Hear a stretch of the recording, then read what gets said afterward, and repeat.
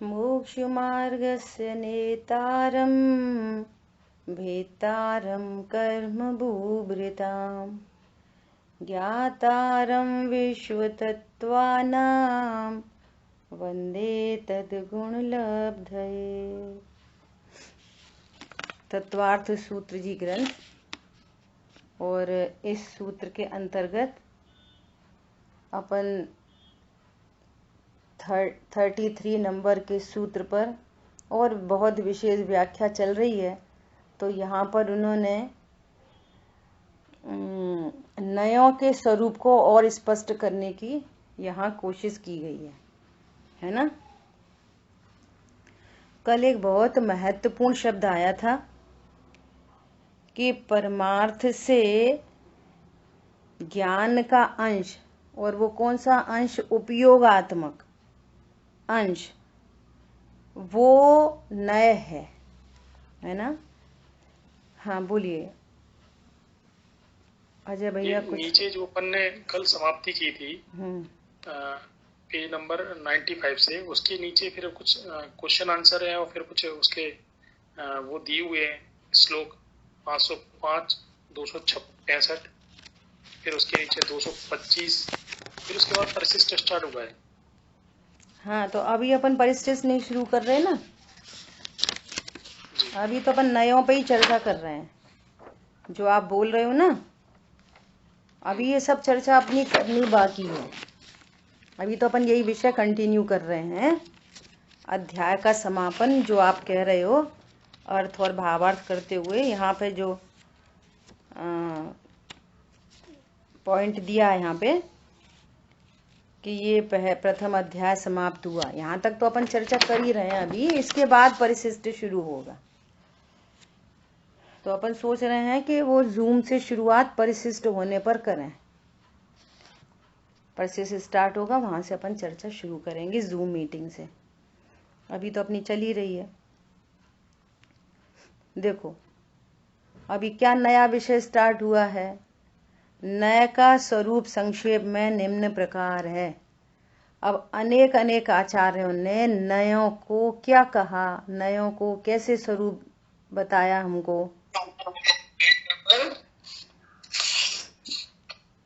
जो 5 पॉइंट थे ना, जिनागम के अर्थ समझने की पद्धति, उसके बाद ही नेक्स्ट पॉइंट आ रहा है नय का स्वरूप समझने में निम्न प्रकार।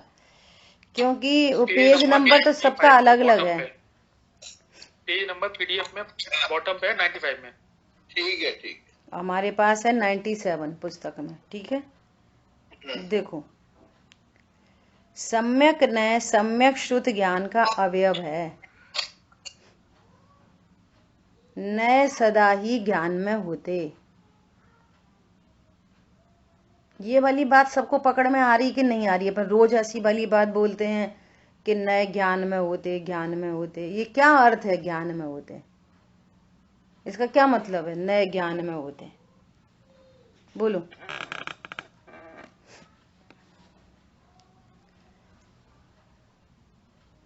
नए जो है ना वो शुद्ध ज्ञान में होते हैं, ये मतलब है। तो उसका क्या अर्थ है? इस बात शुद्ध ज्ञान है, शुद्ध ज्ञान है, उसकी ये विशेषता है कि प्रमाण की वस्तु के किसी एक अंश को वो जान सके। कहने का ऐसे कह सकते हैं कि उस कथन को किसी अपेक्षा से, किस अपेक्षा से उस कथन को कहा गया है, उस अपेक्षा को समझने का वो नय है। कहने का मतलब ये है ज्ञान में ही मुख्य गौण होता है। ज्ञान में मुख्य गौण होता है। ज्ञान में मुख्य गौण होता है, ये उसी की विशेषता है। मतलब श्रुति ज्ञान की विशेषता है कि ये मुख्य गौण कर लेता है। हाँ सही है। देखो ये ऐसा कहना है कि जैसे ही हम नए शब्द सुनते हैं, नए या प्रमाण, तो हमें वहां पर ज्ञान खड़ा हो जाना चाहिए। ज्ञान की पर्याय को ही प्रमाण कहते हैं, ज्ञान की ही पर्याय को नय कहते हैं। ये कहना था मुझे। ज्ञान की पर्याय का ही नाम नय है। कब है नय?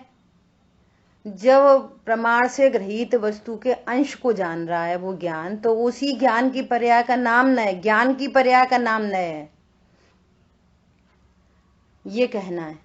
और जब वो ज्ञान पूरी वस्तु को देख रहा है तो उसका नाम प्रमाण है। वस्तु कौन सी हैं? जाति अपेक्षा 6 वस्तु हैं, जीव, पुद्गल, धर्म, अधर्म, आकाश, काल। अब ये सारी वस्तुएं अभेद अखंड ही होती हैं, अपना प्रयोजन जीव से है, तो जीव अखंड वस्तु का नाम जीव है। तो जीव को अखंड पने जीव देखना वो प्रमाण है। उस जो ज्ञान उस वस्तु को अभेद देख रहा है, उस ज्ञान की पर्याय का नाम है प्रमाण। उसने अभेद अखंड जीव को जाना। अब जीव कैसा है कि द्रव्य गुण पर्याय वाला, तो अखंड वस्तु को अब वो भेद से देख रहा है, द्रव्य के भेद से, गुण के भेद से, पर्याय के भेद से। तो अब इस ज्ञान का ही नाम हो गया नय, ये कहना चाह रहे हैं। वस्तु तो वस्तु है, वस्तु को जानने का तरीका अपन ने पहले बहुत चर्चा की। अधिगम के उपाय, ज्ञान के उपाय हैं प्रमाण और नय। किसी वस्तु को नय और प्रमाण से जाना जाता है तो उसका सम्यक ज्ञान होता है, और प्रमाण और नय से नहीं जानोगे तो आप पूरी वस्तु को नहीं जान सकते। सो नय और प्रमाण ज्ञान की पर्याय है। कौन सी ज्ञान की पर्याय? ज्ञान की पर्याय तो 5 होती हैं, मति, शुद्ध, अवधि, मन, पर्याय, केवल ज्ञान। तो कौन सी ज्ञान की पर्याय में होते हैं नय? कि शुद्ध ज्ञान की पर्याय में। अब शुद्ध ज्ञान की पर्याय भी, शुद्ध ज्ञान सबके पास है, 1 इंद्री, 2 इंद्री, 3 इंद्री, संगी असंगी, सबके पास शुद्ध ज्ञान है, सभी मति शुद्ध ज्ञान वाले हैं। तो नय किसको होता है? सम्यक शुद्ध वाले को। नय किसको होता है? सम्यक शुद्ध ज्ञान वाले को। तो अब हमको सम्यक शुद्ध ज्ञान प्रकट करना है, तो हम कैसे जाने? तो हम भी पहले आगम से पूरी वस्तु जानते हैं, हम भी आगम से वस्तु के अंदर अंदर की गुण पर्याय सबको जानते हैं। फिर हमको भी मतलब ज्ञान को, हमको भी ये पता चलता है कि इस वस्तु में कौन सा पार्ट ऐसा है जो सदा है, जो एक रूप है, जिसके आश्रय से सुख हो सकता है। तो ये सब आगम से जानते हैं। तो अभी हमारे ज्ञान में जो नय का प्रवर्तन है वो कैसा है? आगम के माध्यम से। और फिर उसके ज्ञान में युक्ति से पूरी बात एकदम ख्याल में आती है कि हाँ ऐसा ही वस्तु स्वरूप है, तो वो ही ज्ञान अनुभूति पूर्वक सम्यक शुद्ध ज्ञान हो जाता है। उसमें सम्यक संज्ञा लग जाती है, वो सम्यक पने को प्राप्त हो जाता है। अब देखो बहुत इंपॉर्टेंट बात कि उस ज्ञान में कोई बढ़ोतरी नहीं होती कि पहले जो जान रहा था उससे थोड़ा ज्यादा ज्ञान हो गया। ज्ञान ज्यादा नहीं होता, कम ज्यादा नहीं होता। फिर क्या होता है? जिसको अभी आगम से जान रहा था उसी को उसने अपनी अनुभूति से जान लिया। सो इस ज्ञान को सम्यक संज्ञा मिल गई। ज्ञान दोनों एक जैसे, बिल्कुल एक जैसे। जिसको वो आगम के परिपेक्ष से, अपने लॉजिक से, युक्ति न्याय से जिस बात को जान रहा था, सेम टू सेम वही बात अनुभूति में प्रत्यक्ष हो गई। ज्ञान कोई बड़ा घटा नहीं, तो वो सम्यक शुद्ध ज्ञान कहलाता है। ठीक है, अब देखो, अब बहुत इंपॉर्टेंट बात आ रही है। अब अपन कहते हैं कि अपन क्या कहते हैं, भगवान की वाणी में आया कि जो नय होते हैं वो ज्ञानात्मक और वचनात्मक होते हैं, है ना। तो वचन को भी नय कहते हैं। तो यहां पर ये कह रहे हैं कि उसके शब्द रूप कथन को तो उपचार से नय कहा है। अब जिनवाणी है पूरी, अब ये सब शब्द हैं ये, तो अपन कहते हैं नयों में निबद्ध है।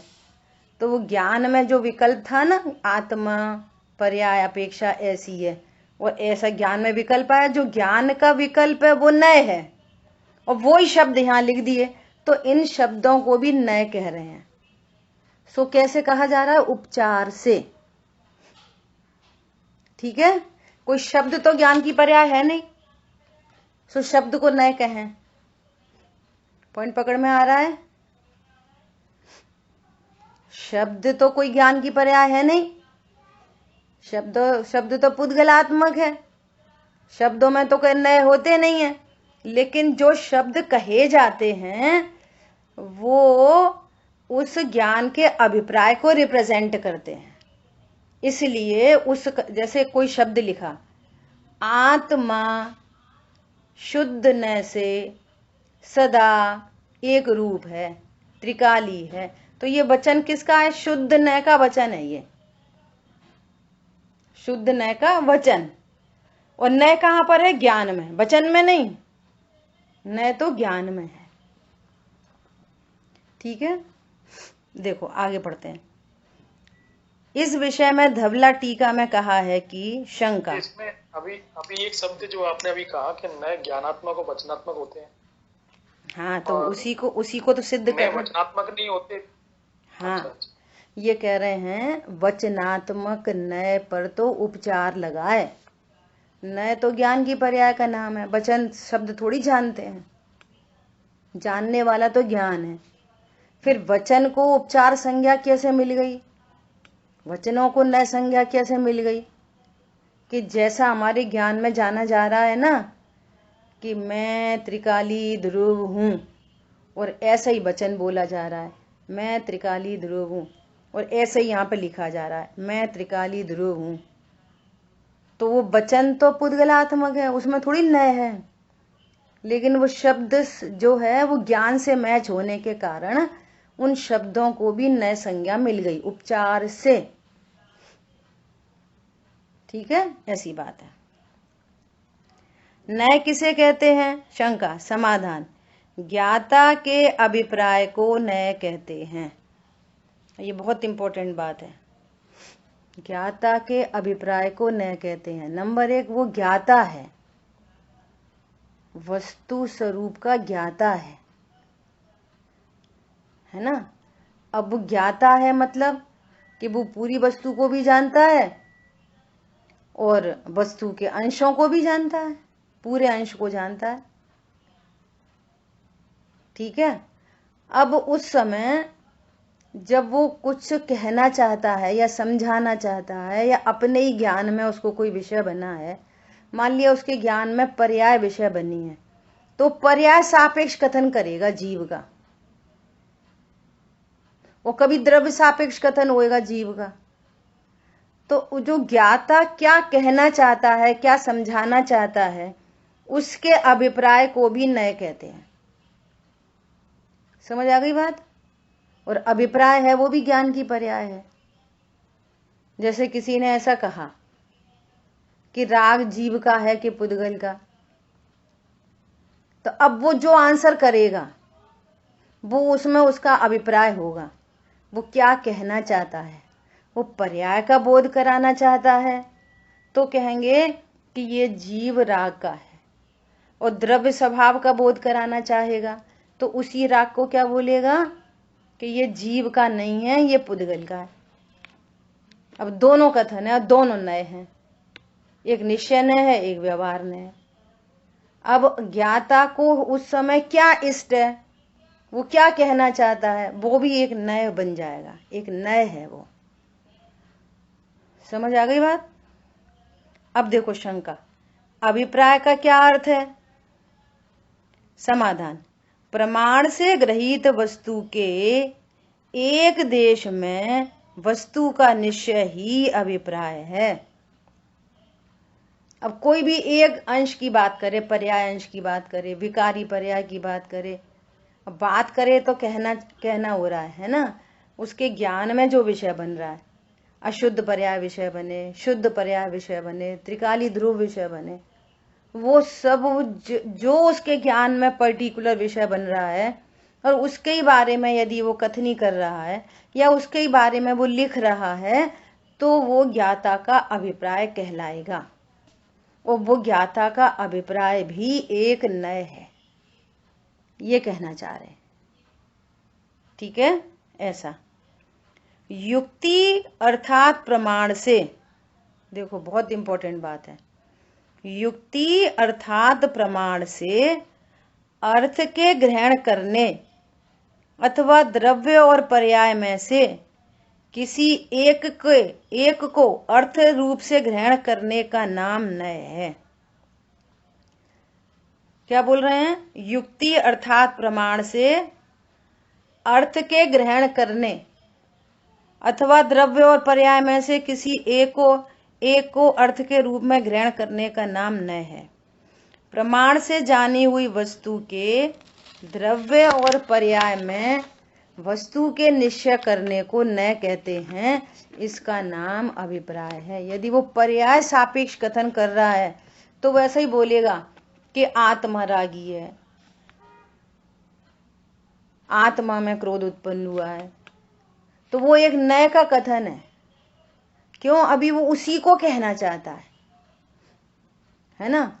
और द्रव्य स्वभाव का निरूपण करना है तो द्रव्य की मुख्यता से कथन करेगा। तो अब जिसकी मुख्यता से कथन किया जा रहा है तो वो ज्ञाता के अभिप्राय को भी नय कहते हैं। ये नय की दूसरी परिभाषा आ गई। ठीक है, अब देखो तीसरी, धबला पुस्तक 6 में चर्चा आई है। क्या? प्रमाण और नय से वस्तु का ज्ञान होता है। इस सूत्र द्वारा भी यह व्याख्यान विरुद्ध नहीं पड़ता। इसका कारण यह है कि प्रमाण और नय से उत्पन्न वाक्य भी उपचार से प्रमाण और नय हैं। प्रमाण और नय तो शुद्ध ज्ञान की पर्याय है, लेकिन प्रमाण और नय से उत्पन्न जो वाक्य है ना, वो तो शब्दात्मक है, वचनात्मक है, तो उनको उपचार से नय संज्ञा मिली है। वे उपचार हैं। वो वास्तव में नय तो निश्चय से नय तो ज्ञान की पर्याय है। शुद्ध ज्ञान की पर्याय का नाम प्रमाण और नय है, लेकिन वो प्रमाण और नय से उत्पन्न जो वाक्य है उस वाक्य को भी नय कहने में आता है। ठीक है, कोई प्रॉब्लम नहीं है। यहाँ पर ये कहना चाह रहे हैं, देखो नीचे लिखा है, यहाँ श्री वीर सेनाचार्य ने वाक्य को उपचार से नय कहकर ज्ञानात्मक नय को प्रमाण से नय कहा है। ठीक है, अब देखो पंचाध्यायीकार जो हैं उन्होंने भी क्या कहा है 505 नंबर के सूत्र में। वो कह रहे हैं, वह नय भी द्रव्य नय और भाव नय इस प्रकार के भेद से 2 प्रकार का है, जैसे कि वास्तव में पौद्गलिक शब्द द्रव्य नय कहलाता है और जीव का गुण अर्थात ज्ञान की पर्याय जो चैतन्य है वो भाव नय कहलाता है। शुद्ध ज्ञान को भाव ज्ञान भी कहते है ना, वो भाव न कहलाता है। अर्थात नय ज्ञानात्मक और वचनात्मक के भेद से 2 प्रकार का है, परंतु वचनात्मक है वो द्रव्य नय है और ज्ञानात्मक है वो भाव नय है। जो ज्ञानात्मक है वो जीव की पर्याय है और जो वचनात्मक है वो पौद्गलिक है, और पौद्गलिक होने से उसको द्रव्य नय कहते हैं, उसको उपचार से नय कहते हैं। नय तो ज्ञान की पर्याय का नाम है। ठीक है, क्लियर हो रहा होगा। आगे आगे बोलो, समझ में आ रहा है? ऐसा अभी कह रहे हैं, स्वामी कार्तिके विरचित द्वादशानुप्रेक्षा में नय के 3 प्रकार कहे। देखो ये भी बहुत इंपॉर्टेंट बात है। अब वस्तु के धर्म को, उसके वाचक शब्द को और उसके ज्ञान को नय कहते हैं। नय को 3 प्रकार के कहते हैं, ज्ञानात्मक नय, वचनात्मक नय और एक अर्थ नय। अर्थ जो ज्ञान वचन को विषय बना रहा है वो वचनात्मक, वो ज्ञान में भाषित हो रहा है वो ज्ञानात्मक, और जो एक वस्तु है वो अर्थ नय। फॉर एग्जाम्पल नींबू, जैसे नींबू शब्द है, नींबू, तो 3 तरह के नींबू होते हैं पूरी दुनिया में, 3 तरह के नींबू। एक तो अर्थ नींबू, जो नींबू वस्तु है, वस्तु को अर्थ कहते हैं, प्रत्येक वस्तु को अर्थ भी कहते हैं। तो नींबू क्या है? एक अर्थ, वो रखा है नींबू, वो तो अर्थ है। और एक कॉपी में लिखा है नींबू, लेमन, LEMON, लेमन, तो वो क्या है? शब्दात्मक नींबू। और एक हमारे ज्ञान में वो नींबू शब्द पढ़ के नींबू ख्याल में आ गया, वो पीला पीला दिखने लगा ज्ञान में। नींबू शब्द पढ़ के पीला पीला नींबू ज्ञान में विषय बन गया, तो वो क्या है? ज्ञान नींबू। 3 नींबू हो गए। सब चीजें 3-3 होती हैं ऐसे, एक शब्द, एक अर्थ और एक ज्ञान। अब देखो, अर्थ तो अपनी जगह है, अर्थ वस्तु तो। अब अर्थ को समझने में ये ज्ञान में और शब्द में वाचक वाच्य संबंध होता है। शब्द कहता है, वाचक है, और ज्ञान में वो विषय बनता है। शब्द के द्वारा अर्थ का ज्ञान होता है। शब्दों के द्वारा, ऐसा बोला आम, लिखा था या बोला आम, तो आम नाम सुनते से ही, शब्द सुनते से ही हमारे ज्ञान में आम की पिक्चर बन गई, गेयाकार। और एक तीसरी चीज है सच्चाई, सच्चे मुच्ची में आम। तो खट्टा खट्टा कौन है? खट्टा खट्टा शब्द में खट्टा खट्टा नींबू है, कि ज्ञान में खट्टा खट्टा नींबू है, या वो अर्थ है, जो वस्तु नींबू वो खट्टी खट्टी है? बोलो कौन खट्टा खट्टा है? अर्थ में अर्थ है, क्योंकि जो अर्थ है वो तत्व सहित होता है, तत्वार्थ। ऐसे अग्नि लिखा है, अग्नि शब्द लिखा है, अग्नि, तो अग्नि शब्द पढ़कर वो वाचक है। इनको व्यवहार से संज्ञा, नए संज्ञा क्यों मिली शब्द को? क्योंकि शब्द में और ज्ञान में वाचक वाच्य संबंध है।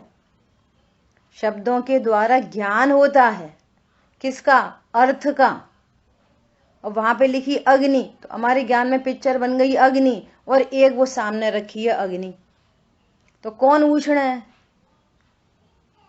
किससे जल जाएंगे? शब्द अग्नि से जल जाएंगे कि ज्ञान की अग्नि से जल जाएंगे, क्या वो वाली अग्नि से जल जाएंगे? बोलो। अग्नि, अर्थ अग्नि से जल, अर्थ अग्नि। समझ आ रही बात?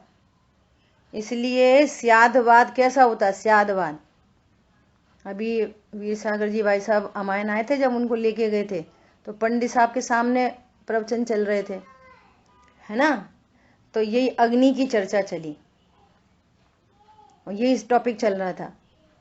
तो बोले कि अग्नि ठंडी होती है, अग्नि सर्वथा ठंडी होती है, या अग्नि स्यात ठंडी होती है।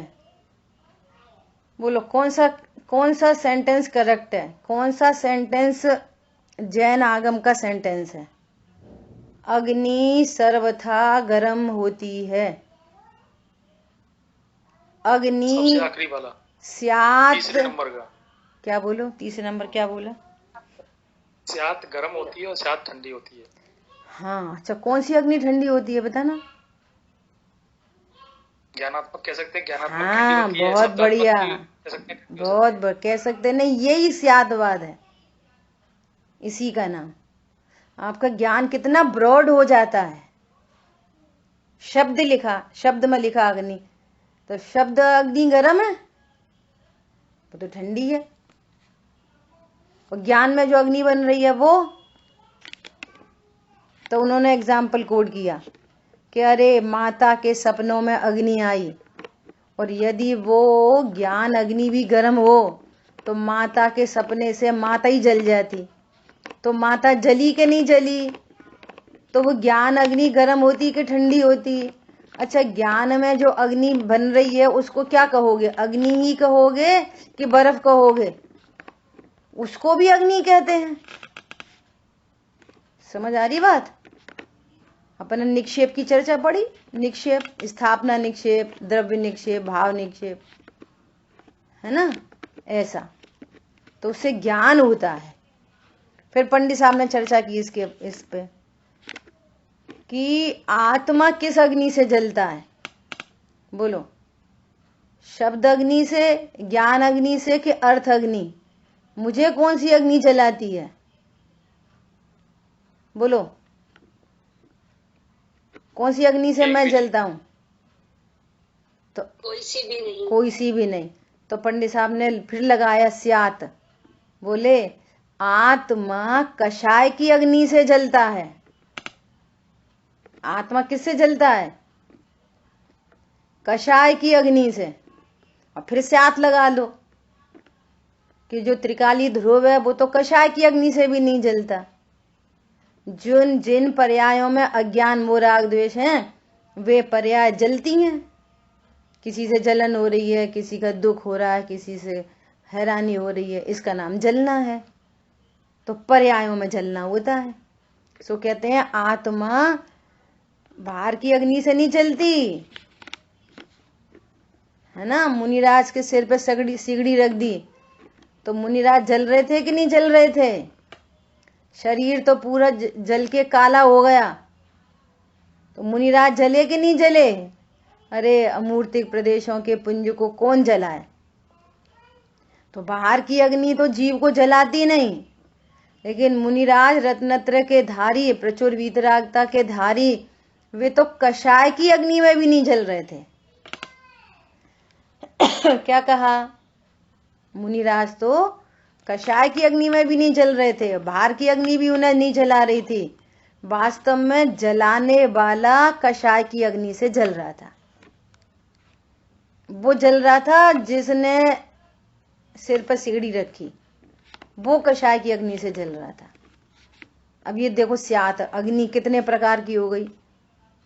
ज्ञान अग्नि, शब्द अग्नि, अर्थ अग्नि, कषाय की अग्नि, 4 प्रकार की अग्नि हो गई। अपना ज्ञान इतना ब्रॉड हो तो वो सर्वथा नहीं लगाएगा। कोई और भी अपेक्षाएं होती हैं, घरों में झंझट होते हैं ना, वो कोई अन्य अपेक्षा को समझ नहीं पाते। अरे किसी का और भी कोई पॉइंट ऑफ व्यू है, उसको भी सुनो। ठीक है, ऐसा कह रहे हैं यहाँ पे। देखो, जो वस्तु का धर्म है उस धर्म का वाचक शब्द है और उस धर्म को जानने वाला ज्ञान, ये तीनों ही नय के विषय हैं। एक तो वस्तु का धर्म है, वस्तु जैसी है वैसी है वस्तु, और एक उस धर्म का वाचक है, वो शब्द है, उस धर्म को बताने वाला शब्द है, और उस शब्द के द्वारा ज्ञान में जाना जाता है। सो वो ज्ञान है, उस धर्म को जानने वाला ज्ञान, ये तीनों ही नय के विषय हैं। भावार्थ, वस्तु का ग्राहक ज्ञान, उसका वाचक शब्द और वस्तु, इनको जैसे प्रमाण स्वरूप कहते हैं वैसे ही नय भी कहते हैं। ये कार्तिकेय अनुप्रेक्षा में आचार्य देव ने लिखा है। ठीक है, ये नयों के बारे में चर्चा चल रही है इतनी। अभी देखो आगे पुरुषा सिद्धि उपाय में अमृतचंद आचार्य भगवान क्या कहते हैं? मथानी को खींचने वाली ग्वालिन की तरह, अर्थ कर रहे हैं अपन, सीधे अर्थ पढ़ रहे हैं ना। मथानी को खींचने वाली ग्वालिन की तरह है जिनेंद्र भगवान की जो नीति अर्थात नय विवक्षा है, वह वस्तु स्वरूप को एक नय विवक्षा से खींचती है और दूसरी नय विवक्षा से ढीली करती है, करती हुई अंत अर्थात दोनों विवक्षाओं से जयवंत रहे। हमारे ज्ञान में सर्व विवक्षाएं क्लियर होनी चाहिए। ऐसा नहीं कि वस्तु तो सदा नित्य ही है, वस्तु तो एक ही है, ऐसा नहीं। अनेकांतमयी स्वरूप ख्याल में हो, फिर हम प्रयोजन की अपेक्षा से मुख्य गौण कर सकते हैं। वस्तु द्रव्य अपेक्षा से नित्य ही होती है, विवक्षा हमेशा पर्टिकुलर होती है, ये हमेशा नोट कर लेना। पर्याय अपेक्षा से द्रव्य नित्य नहीं होता, द्रव्य अपेक्षा से वस्तु नित्य होती है। द्रव्य अपेक्षा से वस्तु उत्पाद व रूप नहीं होती, पर्याय अपेक्षा से उत्पाद व रूप होती है। तो जो विवक्षाएं होती हैं वो एकदम निश्चित होती हैं, क्लियर होनी चाहिए आपको विवक्षा। यदि आपको विवक्षा सही है, क्लियर है, अब आप किसी की मुख्यता से कथन कर रहे हैं और ही लगा के कथन कर रहे हैं तो भी आपकी बात सही है। द्रव्य नित्य ही होता है, पर्याय उत्पाद व रूप ही होती है। ही होती है मतलब हम उस अपेक्षा को वजनदारी से, जोरदार तरीके से कह रहे हैं कि पर्याय उत्पाद व रूप ही होती है, ऐसा। तो ये भी और ही के ऐसे प्रयोग आते हैं। देखो भावार्थ पढ़ते हैं एक बार, फिर प्रश्न लेते हैं। भगवान की वाणी स्यादवाद रूप अनेकांतात्मक है, वस्तु का स्वरूप मुख्य तथा गौण न की विवक्षा से ग्रहण किया जाता है। जैसे जीव द्रव्य नित्य भी है और अनित्य भी है, परंतु द्रव्यार्थिक न की विवक्षा से नित्य है और पर्यार्थिक न की विवक्षा से अनित्य है, यही नय विवक्षा है। जिस विवक्षा से राग को जीव का कहा जा रहा है, उसी विवक्षा से राग को पुद्गल का नहीं कहते, विवक्षाएं बदल जाएंगी, है ना। ऐसा बोलो अजय भैया, क्या बोल रहे हैं? इसमें एक थोड़ा सा कंफ्यूजन थोड़ा सा हुआ। जैसे यहाँ पे लिखा है नए 3 प्रकार के होते हैं, तो जो नए 3 प्रकार के कहे वो तो जैसे शब्दात्मक, एक लिखा हुआ वो, और एक ज्ञानात्मक। जो अर्थ होता है वो, उसको भी ये कह रहे ना, उपचार लगा दिया ना, मूल में तो ज्ञानात्मक ही नय है। अच्छा वो तो मतलब जैसे अपन नींबू का उदाहरण दिया, तो नींबू वैसे तो हो रहा है 4 प्रकार का, तब नए की अपेक्षा से 3 प्रकार का। 4 प्रकार का कहाँ हो गया नींबू? 3 ही है। लिखा हुआ शब्द में, वही शब्द और लिखा हुआ एक ही बात हो गई। नहीं, पुस्तक में लिखा हुआ वो वही शब्द है, वो देखो पुस्तक में लिखा है वो भी शब्द है, बोला जा रहा है वो भी शब्द है, वो भी पुद्गलात्मक है, वो भी। ये 2 भेद नहीं डालो, एक ही बात है। वचनों से बोला गया वो भी शब्द है, वो यहाँ लिखा हुआ है वो भी शब्द है। तो वो दोनों बातें तो एक में ही चली जाएंगी, शब्द में ही चली जाएंगी दोनों बातें। ये शब्दात्मक न हो गया, बोला गया या लिखा गया, वो तो दोनों ही शब्दात्मक न हो गए। और एक ज्ञान में विषय बना, वो ज्ञानात्मक, और एक वस्तु है वो अर्थ न हो गया। ठीक है, देखो एक तो लिखा है किताब में नींबू, और एक हमारे ज्ञान में आया नींबू, और एक वो सामने रखा है नींबू। ऐसे 3 चीजें हो रही है ना, तो यहाँ पर तीनों को नए कह रहे हैं। वास्तव में वस्तु अपेक्षा 3 हो गए, वस्तु अपेक्षा 3 हो गए। हाँ, और मूल में अगर जाएंगे तो नए तो शुद्ध ज्ञान के अंश को कहते हैं निश्चय से। फिर वो वचन भी उपचार है और वो अर्थ भी उपचार है। मूल में तो नए शुद्ध ज्ञान का अंश है। ऐसे अपन स्टार्टिंग यही कर रहे हैं कि शुद्ध ज्ञान में नए होते हैं। इसका क्या अर्थ है कि जानने का काम तो ज्ञान करता है, वस्तु में नए नहीं होते। वस्तु तो वो बैठी है जैसी है वैसी, ज्ञान जान रहा है उसको विभिन्न विभिन्न तरीकों से। कभी द्रव्य से जान रहा है, कभी उसकी गुणों से महिमा से जान रहा है, कभी पर्याय से जान रहा है, कभी विकारी पर्याय से जान रहा है, कभी शुद्ध पर्याय से जान रहा है। ज्ञान जानता है तरह तरह से, और किसको मुख्य किया जाए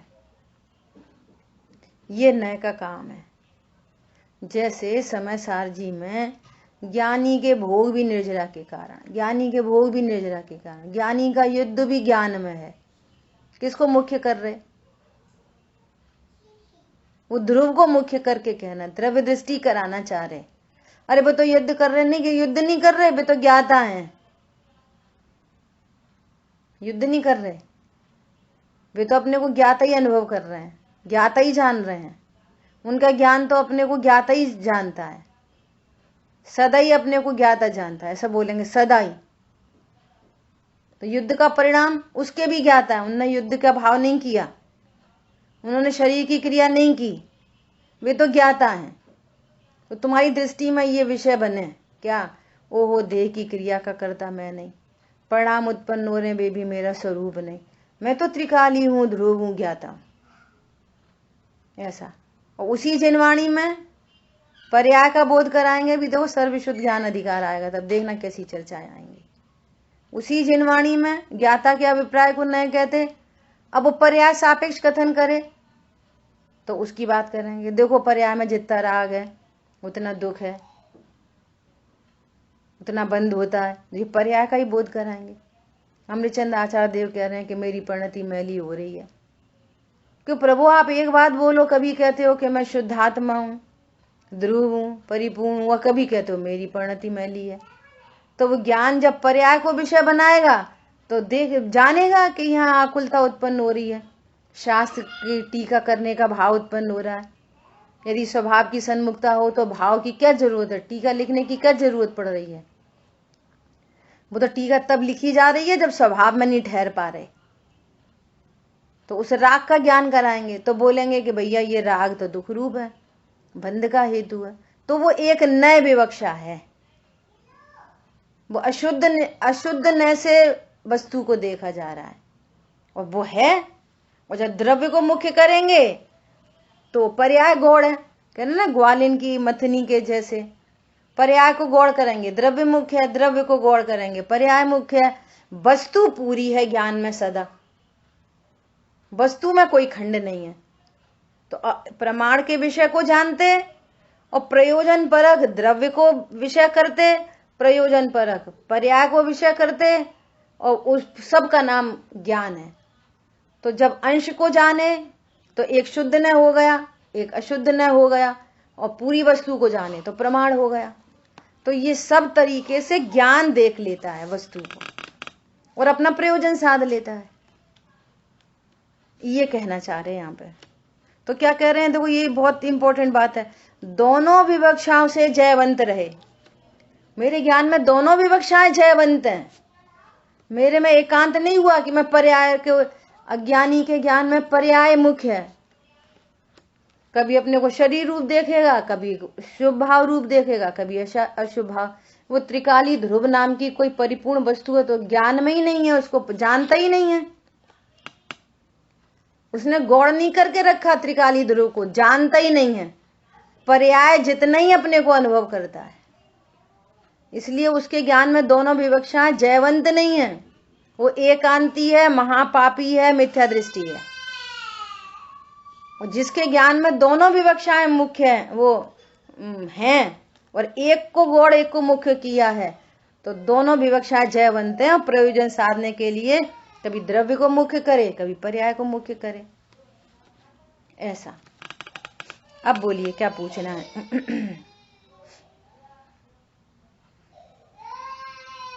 सम्यक जीव को कार्य करने के भाव भी नहीं होते, क्योंकि वो अपने को अकर्ता स्वरूप ही जानते हैं, तो कार्य करने के भाव भी नहीं होते, ऐसा ही कहेंगे। देखो एक तो होती है कर्ता बुद्धि और एक होता है करने का भाव, दो चीजें अलग अलग हैं।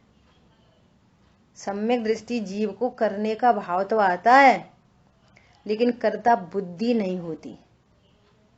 जितना शेष राग है उतने भाव आएंगे। चौथे गुणस्थान में भाव नहीं आ रहे, पांचवे में भाव नहीं आ रहे, मुनिराज को आहार करने के भाव नहीं आ रहे,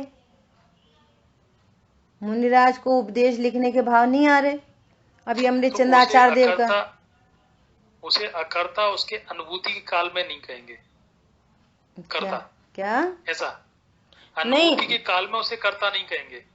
नहीं, सुनो कैसा है, कार्य करने के काल में भी वो तो अकर्ता, ये दोनों विवक्षाएं जयवंत है ना। द्रव्य स्वभाव से तो वो सदा ही अकर्ता है, सदा ही अकर्ता है। करने के विकल्प के काल में भी द्रव्य स्वभाव अकर्ता है। नंबर 1 बात। दूसरी बात, ये वाली बात उसने ज्ञान में जानी है, इसलिए तो वो ज्ञानी है। ज्ञानी क्यों है? कि मैं अकर्ता हूं, इस बात को जाना गया है, इसलिए तो ज्ञानी है। तो मैं अकर्ता हूं, उसकी पूरी कर्ता बुद्धि छूट गई कि मैं शरीर का कुछ कर सकता, पत्नी बच्चों का कुछ कर सकता, देश का समाज का कुछ कर सकता। ऐसा समझो। ज्ञानी कब है? कि जब उसने अनाहारी स्वरूप अपने को जाना। इधर से समझो तो समझ में आएगी। क्या जाना है? अनाहारी स्वरूपो हम। मैंने कभी आज तक एक पुद्गल का कण भी मेरे द्रव्य गुण पर्याय संख्यात प्रदेशों में कभी प्रवेश नहीं होता। मैं भोजन करता ही नहीं, ऐसा जानने वाला ही तो ज्ञानी है। अब भोजन करने के भाव हो रहे कि नहीं हो रहे? बोलो। अब भोजन करने के काल में वो अपने को क्या जान रहा है? मैं भोजन कर रहा हूं। बोलो। तो बस भाव का करता। तो भाव करने के भाव तो हो ही रहे ना, कर्ता बुद्धि नहीं है, इसलिए बोला था। अनाहारी स्वरूप हूं ऐसा जानता है, और जितना शेष राग है, मुनिराज को भोजन आहार करने के भाव हो रहे हैं, लेकिन अज्ञानता नहीं है ना। दोनों विवक्षाएं जयवंत है उनके ज्ञान में। वे अपने को अनाहारी स्वरूप भी जानते और पर्याय में उत्पन्न होने वाले भोजन करने के भाव को भी जानते, लेकिन भोजन करने के भाव को कर्ता नहीं देखते, वो करने के विकल्प आते हैं। कर्ता देखते नहीं है, करने के विकल्प आते हैं। क्यों आते हैं?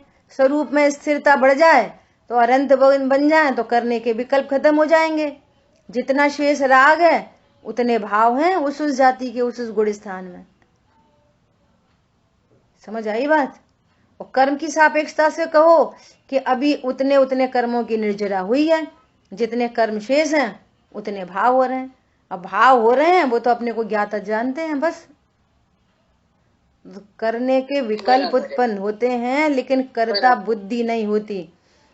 विकल्प नहीं मिटाने हैं, इसलिए तो कह रहे हैं विकल्प नहीं मिटाने, कर्ता बुद्धि मिटानी है।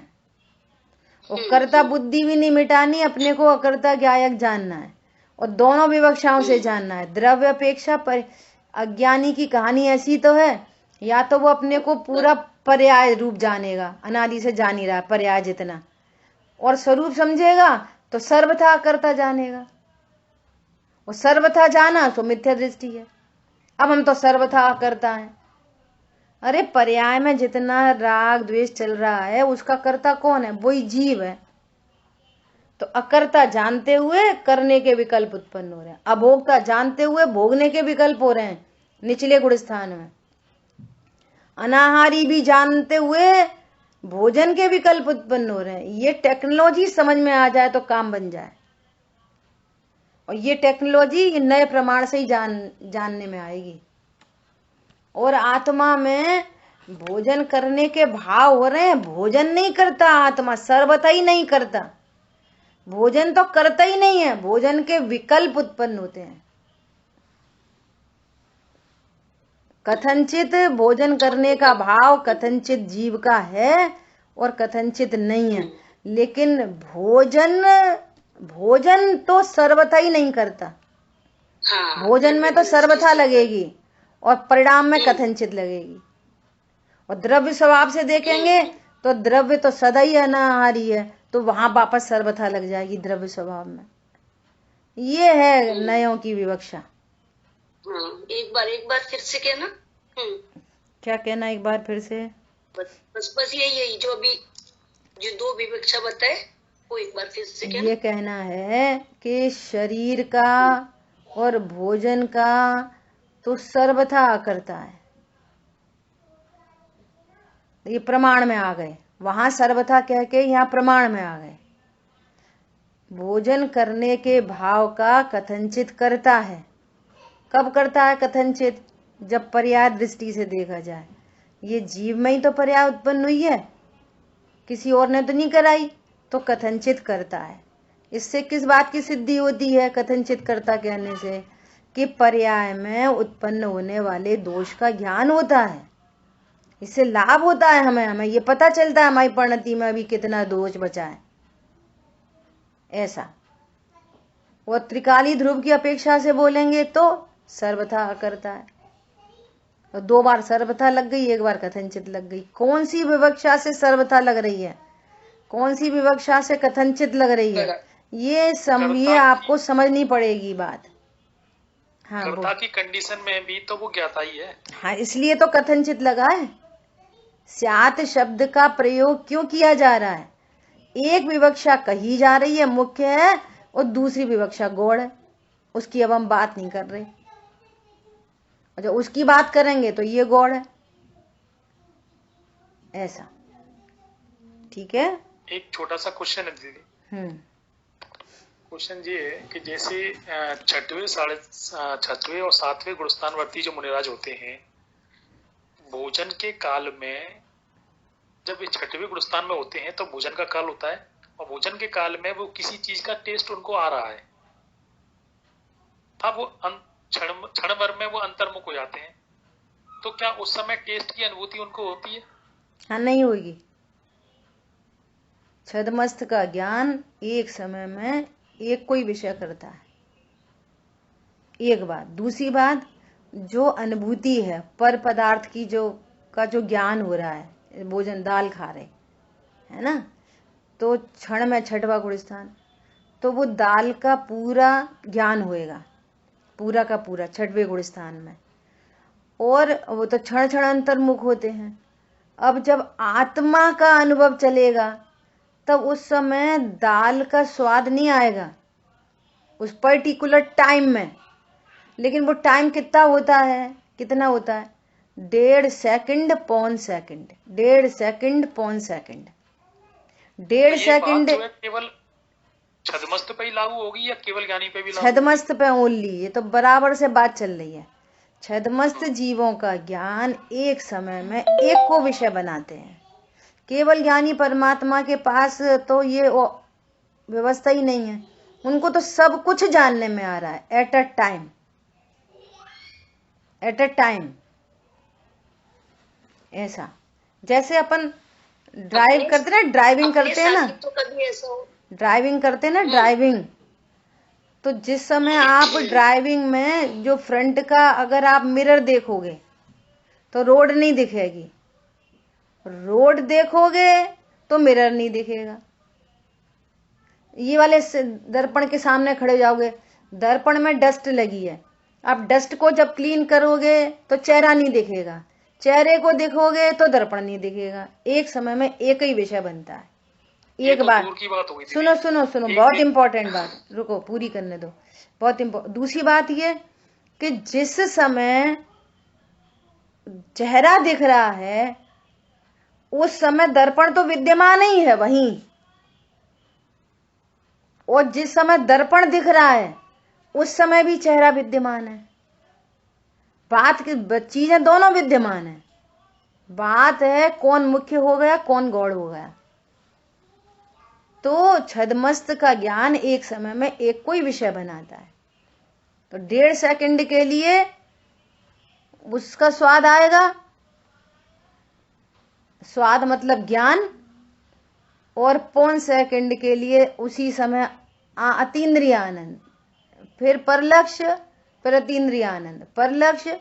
और इतना फास्ट प्रोग्राम होता है कि हम तुमको वहां शरीर की क्रिया तो कंटिन्यू चलती रहेगी, ऐसा नहीं होगा कि पौन सेकंड के लिए अंतर्मुख हुए तो कौर यहीं रुक गया, यहीं रह गया, फिर जब बाहर निकले तब अंदर गया। देह की क्रिया कंटिन्यू चलती रहेगी, कंटिन्यू, आपको पता ही नहीं चलेगा कब अंतर्मुख हो गए और कब बहिर्मुखियों पे हो गए। और ये काम हमारे साथ भी होता है। कैसे होता है सुनो, जब स्टार्टिंग में भोजन की थाली पे बैठता है ना कोई व्यक्ति, तो अब अभी अपन अच्छा क्या क्या बनाया है, दाल है, अच्छा सब्जी है, काय की सब्जी है, अच्छा रोटी है, अच्छा ये चटनी है, अच्छा ये और वो स्टार्ट हो गया, भोजन स्टार्ट हो गया। अब अपना बहुत थोड़ी देर के लिए वो उपयोग तो हर अंतर्मूर्त में अपना भी पलटता है ना। और अब वो क्रिया कंटिन्यूअस चल रही है, क्रिया नहीं रुक रही। और जितनी स्टार्टिंग में तो अच्छा दाल से खा लो, अब सब्जी लगा लो, अब चटनी लगा लो, स्टार्टिंग में तो ये चलेगा। और 2-4 मिनट तब होंगे, अच्छा आज तो फलाना काम करना है, आज ये काम करना है। अब उपयोग तो चला गया कहीं और क्रिया चलती रही।